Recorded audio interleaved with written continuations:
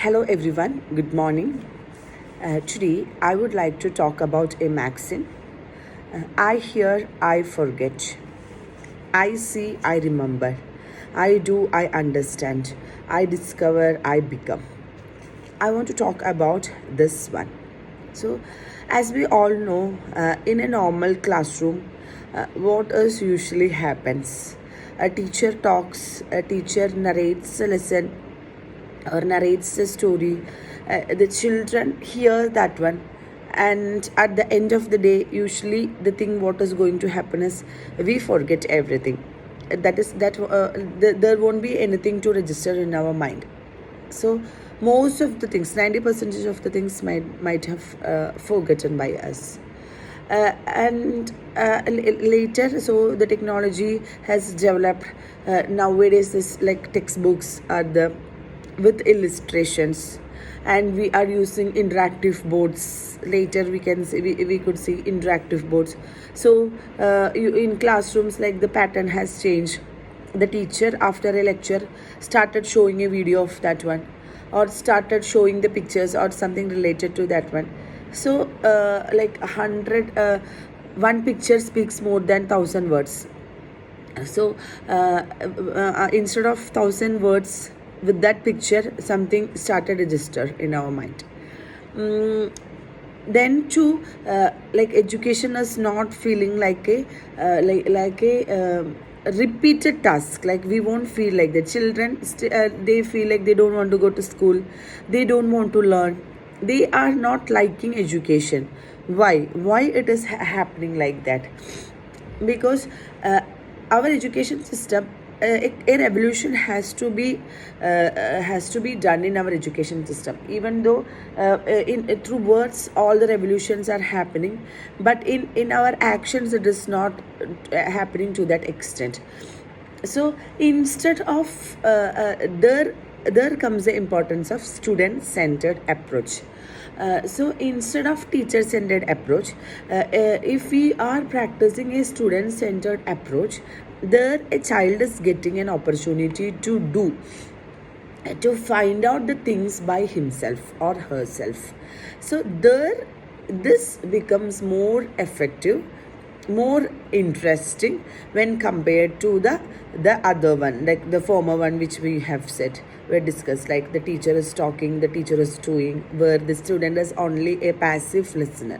So if we are making a student an active participant of the education system, then education will be more interesting, and everyone wanted to repeat that one, so they'll come to that way. So we what can we do to make an education system more interesting, and which makes them to feel like they have to repeat that activity?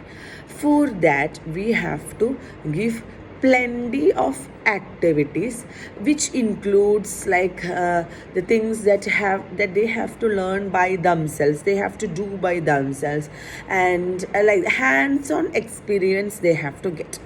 There comes the importance of Montessori education, where all the activities are set in such a way that hands-on experiences, hands-on learning is given more importance. So one example, if we say we teachers are teaching a concept of germs to the kids.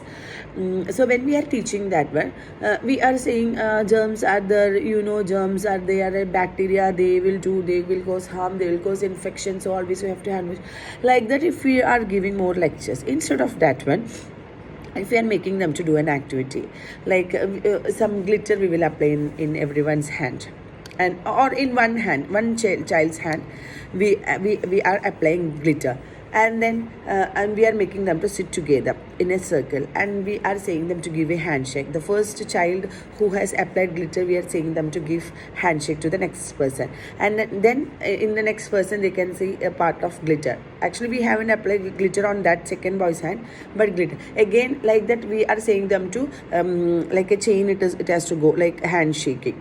So at the end, the child with at the last, no, even in his or her hands also they can see glitter. So by that we we can say, see, now only for one person we applied glitter, but in the end the whole 10 are having glitter in hand. So what did you understand? Like this, germs are the things like they can spread. So if a teacher is like, we will get infection, so we have to do handshake. If like that, if a teacher is motivating them to do by experiments or like the small games, then it will be easy to understand. They no need to force them, learn, no need to do like that. Now if a child is going through this process, it is registered in his mind. Yeah, if we are not doing handshake, then these are germs which we cannot see. So these things will be there in his mind.